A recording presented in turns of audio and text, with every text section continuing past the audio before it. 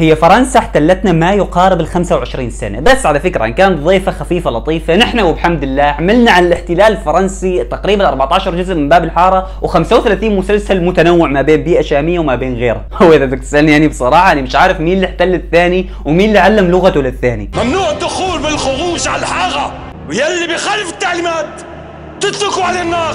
شلونكم يا جماعة واهلا وسهلا فيكم بالحديث عن اول مسلسل عنا يا برمضان. بعد ما سألتك على الانستغرام شو اول مسلسل بتحب نحكي عنه، معظم الاجابات كانت يا اولاد بديعة يا تاج، بس ما دام اولاد بديعة انا بعدني لليوم مش فاهمه كثير للامانة، راح ابلش بتاج اللي حضرت منه 5 حلقات، فانت اذا مش حاضر ال5 حلقات لا تخاف كثير انه انا مش راح احرق عليك كثير امور، ونحكيها بصراحة مسلسل تاج بشكل عام ما فيه حرق احداث لهالدرجة. انا ما برتاح ارباح. المسلسل اللي بيصور لك فترة الاحتلال الفرنسي لسوريا، وشوف انا بحكي لك انه اني ضاق خلقي وانت ضاق خلقك اكيد من هاي الفترة، بس الامانة نحكيها ولا نعطي كريدت للقائمين على العمل انه هم لاول مرة بالدراما السورية كاملة بيصوروا فترة الاحتلال الفرنسي بهالطريقة. نحن دائما متعودين على البيئة الشامية وعلى اقول والله يا رجال ورجال الغوطة والفران والعقيد وصاحب القهوة هم اللي بيقاتلوا الاحتلال الفرنسي. حاليا لا، حاليا انت عم بتشوف دمشق، عم بتشوف مثقفين دمشق، عم بتشوف الكتلة الوطنية، عم بتشوف شكر القوتلي، عم بتشوف الملابس، عم بتشوف الحوارات بشكل عام مختلف تماما عن البيئة الشامية. لهيك بحكي لك انه انا نوعا ما مبسوط بالجو العام تبع المسلسل، الجو العام حلو، الجو الوثائقي حلو اللي بيعرفك على سوريا، الراوي اللي بيروي القصة اصلا وبيروي لك احداث تاريخية بالحرب العالمية وعلاقة فرنسا وعلاقة المانيا وعلاقة بريطانيا بالموضوع،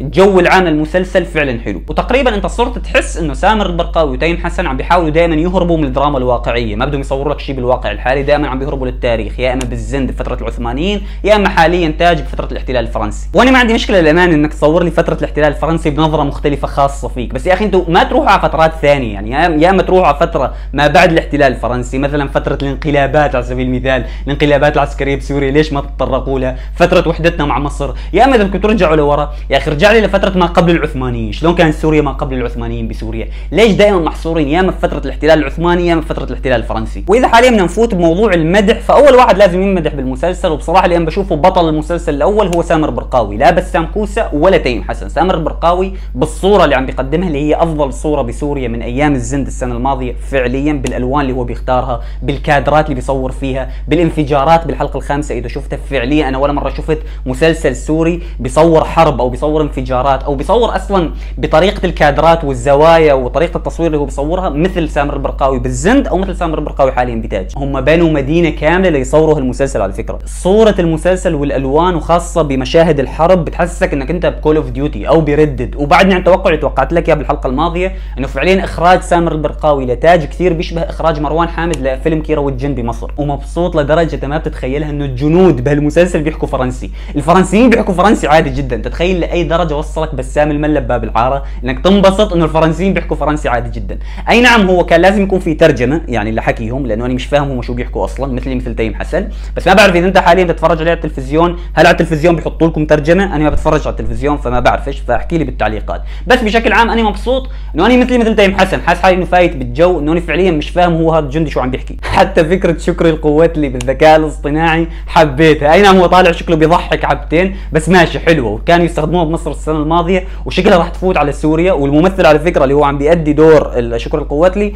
هو باسل حيدر بس مظبطينه بالذكاء الاصطناعي. وكمان مبسوط كثير انه كفاح الخوص اخذ فرصة بهالمسلسل، هالممثل مظلوم على فكرة من زمان بالدراما السورية، فسامر البرقاوي حطه بالواجهة مرة ثانية مثل ما عمل مع جابر الجو خضار بالزند السنة الماضية. بس يا اخي مع كل عظمة اخراج سامر البرقاوي انا عندي معه مشكلة هي الاقتباسات الكثيرة اللي بيعملها، يعني بتحس سامر البرقاوي من زمان على فكرة مش بس من اليوم لازم يقتبس من شيء انت شايفه كثير بحياتك يحط لك اياه بالمسلسل، فبتحس حالك انه انت شايفه قبل هالمرة مش جديد عليك، هالكادر اللي انت اخذه، طريقة المشهد، طريقة التمثيل، طريقة الحوار انت شايفها، احيانا ما بتتذكرش انت وين شايفها باي فيلم او باي مسلسل اجنبي، بس انت بتكون متاكد انه لا المود العام انا شايفه. يعني مثلا بالهيبة بالجزء الثالث المشهد الاخير بالمسلسل لما جبل كان يقتل اعدائه والله وهو كان يقرا الفاتحة على قبر ابوه، هو حرفيا نسخ لصق عن مايكل كورليوني بذا جاد فاذر لما كان يقتل كل اعدائه. الجزء الخامس كمان بالهيبة لما كانوا بدهم يفوتوا على السد كمان هو نسخ الحلقة لما كانوا كلاتهم خايفين عن المعركة اللي كانت بجيم اوف ثرونز. السنة الماضية بالزند مشهد القطار لما كانوا يتكاتلوا فوق القطار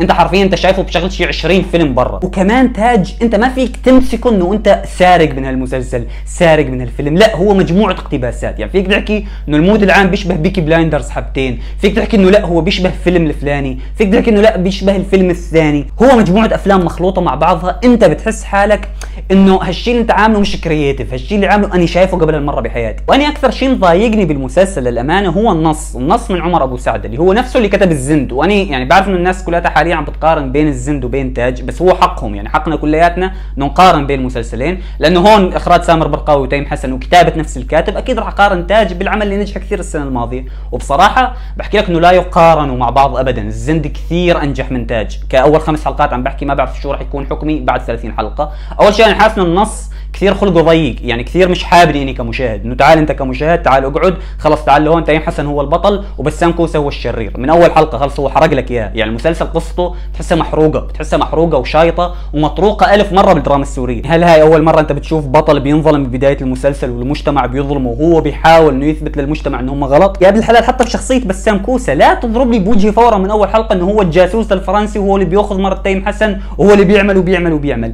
اضحك علي شوي، يعني اعمل هاي التويست اللي بيحكوا عنها المخضرمين بالمسلسلات احيانا، اضحك علي، يعني حاول خليني افكر بسام كوسه انه هو طيب للحلقه 10 للحلقه 15، بعدين اغدرني انه والله هو طلع جاسوس الفرنسي. فاجئني بشغله، يعني فاهم، العب شويه بالحلال، ليش لهالدرجه انت خلقك ضيق؟ حتى تقديم الشخصيات كان فاشل جدا. يعني بسام كوسه يا جماعه باول 5 حلقات هو ما مثل، بسام كوسه جاي بوجهه بس، يعني جاي يحطوه قدام كاميرا انه مثل يلا، بس ما له اي مشهد تمثيلي يستحق تعب بسام كوسه بالمسلسل كلياته، او انك تجيب اسم بقيمه بسام كوسه، هم بس جايبينهم عشان يحطوه على البوستر شكلهم.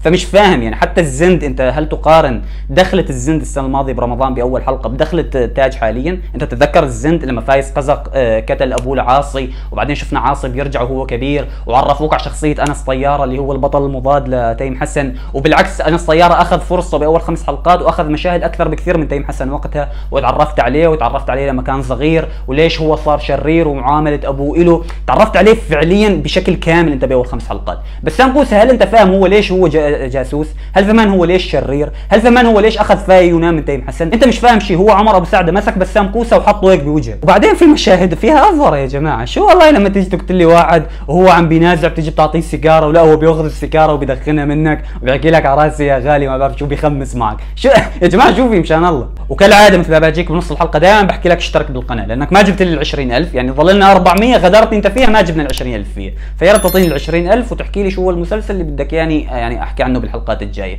وتابعني هون حساباتي على انستغرام، وتابع قناتي الثانيه اللي بتحكي عن كره القدم، تابعني بكل الاماكن اللي انت بتعرفها يعني. اما حاليا نيجي للتمثيل، بعد ما حكينا عن الاخراج وبعد ما حكينا عن النص، باول 5 حلقات فينا نحكي انه بسام كوسه مثل ما حكيت لك هو ما مثل، ما اجى اصلا. تيم حسن اللي هو البطل الرئيسي، شوف انا مبسوط وحبيت فكره انه تيم حسن عم بيعاني، يعني اخيرا شفنا تيم حسن هو بيضيع، يعني فتره الضياع هاي بعد ما تركته فاي يونان هي حلوه، انه تيم حسن عم بيعمل شيء غلط يا جماعه، تيم حسن عم بيعاني تقريبا باخر 3 مسلسلات انت ما شفت تيم حسن على غلط ابدا، يعني بالهيبه دائما جبل هو الصح، دائما جبل هو اللي بيعمل الشيء الصح، اللي بيتخذ القرارات الصحيحه، بالزند كمان هو الزلمه الوازن الراكز اللي دائما رايه صح. فاخيرا شفنا انه تيم حسن لا والله عم بيضيع له بشي 2-3 بس اللي بيزعجك انه هو بعده تيم حسن تبع جبل وتبع عاصي، اللي هو الزلمه اللي ما بينضرب، اللي هو الزلمه بده يضرب الكل، اللي بده يقتل الكل، الملاكم اللي بحياته ما خسر ولا مباراه بحياته، اللي اي واحد بيحكي معه فورا بيضربه بوكس على نيعه. طب ليش؟ يعني هل تيم حسن يا جماعه ما اشتاق انه يمثل اسعد الوراق مثلا اللي يمثله بزماناته؟ ما اشتاق انه يمثل الملك فاروق،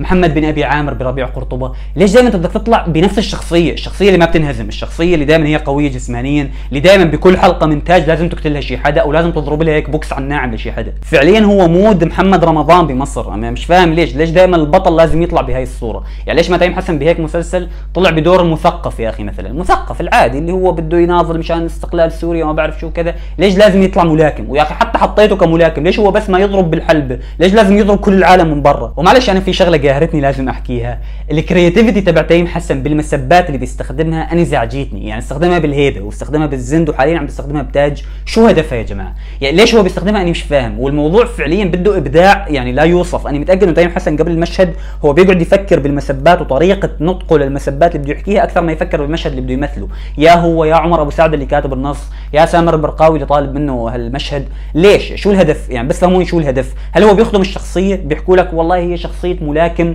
شخصيه واحد ابن شوارع، فاكيد بده يحكي هاي المفردات، هاي المفردات هي مفردات الشخصيه. لا مش من مفردات الشخصيه، شو اول مره بالدراما السوريه تتقدم شخصيه مثل شخصيه تاج، يعني مش مثل شخصيه البطل اللي هو من الشارع وما بعرف شو. ما احنا طول عمرنا نمثل هاي الادوار ودائما كانت تنجح عادي جدا بدون ما نستخدم هاي المفردات. هل المسلسلات السوريه القديمه كانت تفشل يعني؟ ما هي ناجحه وبعدها عايشه لليوم. فانت شو هدفك من الموضوع غير انه ينقص ريل على انستغرام وينشر وتاخذ ترند؟ وانا ما عم بحكي لك انه والله مشان الجيل الجديد ومشان الاولاد الصغار، لانه بعرف راح يرد علي انه والله الاولاد الصغار عم بيفتحوا نت عادي جدا وعم بيسبوا بالشوارع مسبات اقذر ب1000 مره. ماشي انا معك، مش مشان الاولاد الصغار يا اخي، مشان انا واحد كبير يا اخي قاعد مع عيلتي مش حابك بدك تذكر هاللفظ قدامي، انا شو ذنبي يعني؟ ليش عم تعمل هالشيء؟ اما بالنسبه لتمثيل فاي يونان فشوف انا حكيت لك بالحلقه الماضيه انه انا ما بحبها، يعني هو القبول من عند الله. وبعرف في كثير ناس خالفتني بالموضوع وفي كثير ناس وافقتني، طلعوا في كثير حزب لا يحب فاي يونان، فانا مبسوط بالموضوع. انا مش عارف شو هو السبب، يعني اللي بيسالوني شو السبب انك ما بتحبها، هو فعليا ما في سبب يا جماعه، هو فعليا القبول من الله.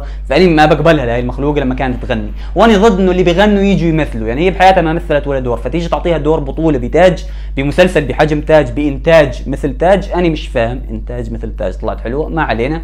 بس نحكي الصراحه مع اني ما بحبها، بس هي بتمثيلها ما كان مزعج بالمسلسل، مش لانه هي بتعرف تمثل، مش لانه هي والله يعني ما في مثلها بالتمثيل، لا، بس لانه هي فعليا عم تمثل كانها فاي يونان. يعني هم جايبين بنت راقيه، بنت والله كلاس كثير، جايبين فاي يونان انه خلص تعالي انت كوني فاي يونان بالمسلسل، لا تمثلي، احكي عادي مثل ما بتحكي بالطبيعه. ففعليا هي لايقه على الدور. يعني اذا بنحكي كاختيار من سامر البرقاوي هو مش اختيار خاطئ لدرجه. ففعليا انا مني وعلي لحد الحلقه الخامسه ما زعجتني كثير. اي نعم يا ريت هي ما تتهاضم مثل المشهد اللي كانت تمثل فيه السينما قدام بسام كوسه، بسام كوسه كان بده ينتحر من تمثيلها، يا ريت ما تتهاضم كثير وتظل عاديه وتظل هاديه. واخيرا عندي تساؤل بسيط بالمسلسل، ليش يا جماعه دائما لما نصور المثقفين اللي هم بيحبوا البلد ويدافعوا عن البلد دائما بيكونوا بكازينوهات ودائما بيكونوا بيشربوا؟ يعني ما في مثقف طبيعي عادي عايش حياته طبيعيه جدا، لا لازم يكون هو فاهم متمرد على المجتمع، متمرد على الواقع، كاره الكل بس هو بيحب بلده وبيحب انه يحرر بلده من الفرنسيين، بس دائما لازم يكون الكاس على يساره. وبس انا بالنهايه ما بعرف رايك انت بالمسلسل، يا ريت تعطيني رايك بالتعليقات وتحكي لي هل انت متشوق للحلقات الجايه من تاج؟ نحكي الصراحه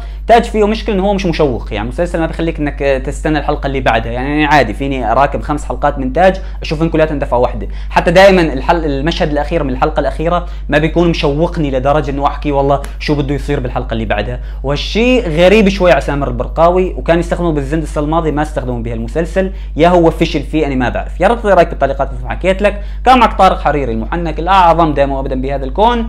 سلام.